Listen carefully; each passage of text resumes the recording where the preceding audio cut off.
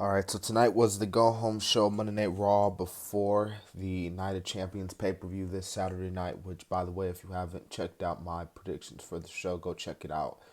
But, dude, we weren't even like 30 seconds into the show, and Brock Lesnar already attacking and beating up Cody Rhodes.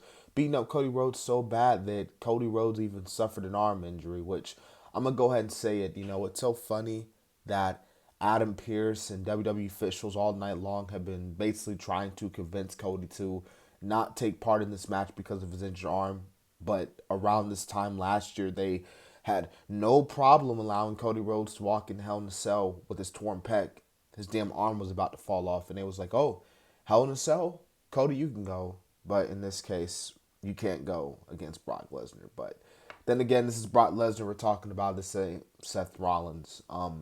We did hear from Paul Heyman first, which he was talking about Night of Champions, and then Sammy and KO came out talking about Night of Champions, talking about the main event, and that was pretty much it for the most part. We did see, though, the first match of the night being Bronson Reed versus Ricochet. This was not a bad match at all. This was actually pretty solid. Bronson Reed, I thought, looked good here in this win. Bronson Reed, man, he keeps it up. He could be somewhat of a good presence here on Raw, with the way he keeps it up. He has that somewhat it factor to him, somewhat. But obviously, Ricochet had to do the job, and even Ricochet did it well as well. Um, Zoe Stark, Candice LeRae was next. This was a squash match, man, a complete squash match. Like I said on Twitter, that Candice LeRae was like enhancement talent tonight. That's literally what she was. But hey, Zoe Stark obviously needed to win more, so this helped Zoe Stark more. But I mean, then again, Candice LeRae hasn't really been a big factor on Raw at all. So it's like, hey, but a win's a win. So yeah, Brock did come out, and Cody came out. Brock, as you can see in the picture here, you put Cody in the Kimura lock. Brock's just saying, "Cody, fight me, fight me, fight me, fight me," and Cody's just like, like Cody, he's trying, but again, the arms. So this match is still gonna happen. Like they're not gonna cancel the match. Like they're hyping up Night of Champions as this three main event with the title match and the finals of the World Championship and this match here. And it's just like, come on. You have Brock Lesnar, Cody Rhodes. You've been advertising them for weeks for this show, and all of a sudden you're going to cancel the match. This match is going to happen. Alpha Academy and the Viking Raiders was next. This match was kind of just kind of meh for the most part. Alpha Academy, Otis was actually over in this crowd. I thought Otis, he was getting more pops than freaking Gable was.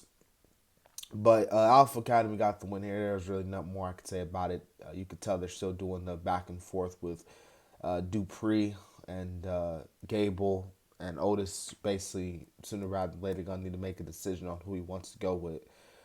Finn Balor took on Shinsuke Nakamura. These guys had a really good matchup, man. Like Finn Balor and Shinsuke Nakamura, they're definitely one of those wrestlers who definitely has that good chemistry. And I know Shinsuke has just started on Raw, but I'm not mad that Finn Balor got the win. You got to build Finn Balor up as this top force, definitely as a potential first challenger maybe for the World Heavyweight Champion.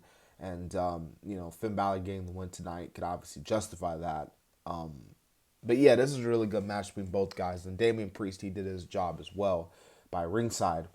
Raquel Rodriguez and Sonya Deville, I didn't really care for this match, to be honest with you. This match was really nothing. Raquel got the win here. Obviously, Shotzi came out, and I really liked the spot they did where Raquel was on the ropes and Shotzi did the suicide dive. I thought that was a really cool spot. But Shotzi is replacing Liv, and in this title match next week for the vacant titles, and I want to go ahead and say it. The news unfortunately came out. Freaking Dakota Kai unfortunately torn her ACL.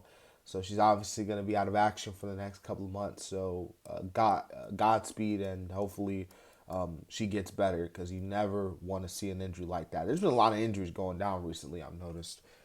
Becky Lynch and Trish Stratus, this was their contract signing. I'm not going to lie to you. I wasn't, with the way Trish was coming out tonight, I ain't gonna lie to you, I wasn't really paying attention to a single word Trish was saying.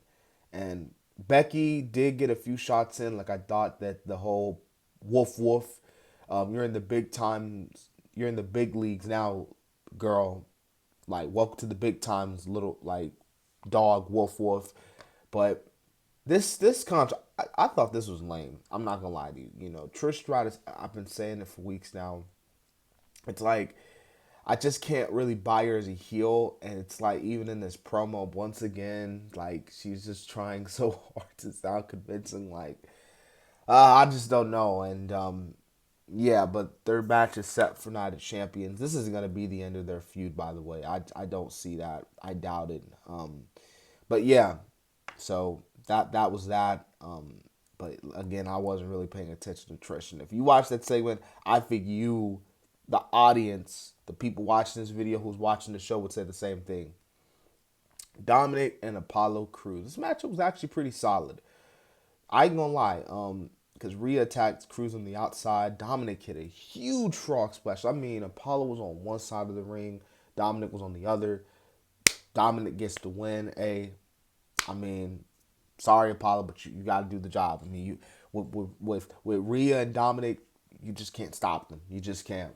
But yeah, Dominic Mysterio gets the win there. We got some final promotions for AJ and Seth Rollins. And I got to say, these little promo packages, specifically for Rollins, I got to say, man, really good. Really good. Really good.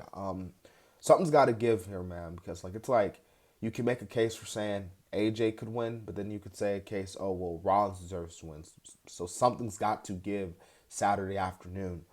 The main event was Imperium versus, which I'm laughing because they had Imperium take on not Seth Rollins, but Sami Zayn, Kevin Owens, and Matt Riddle. And what's funny about this is that the whole week they was like, okay, who's the mystery partner? Who's the mystery partner? And an hour before the show, they announced on social media, oh, Riddle's their partner.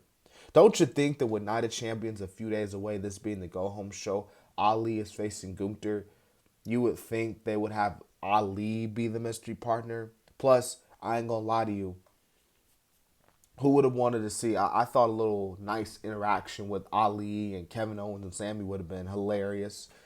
No offense to Riddle, but like that's what I would probably do, honestly. But overall, it was a pretty solid main event match for the most part. Pretty cool ending, and overall, with this being the go home show, I thought this was a solid go home show for the most part. So, yeah, I hope you guys enjoyed my official review for Raw. My NXT Battleground predictions will be coming out this Wednesday.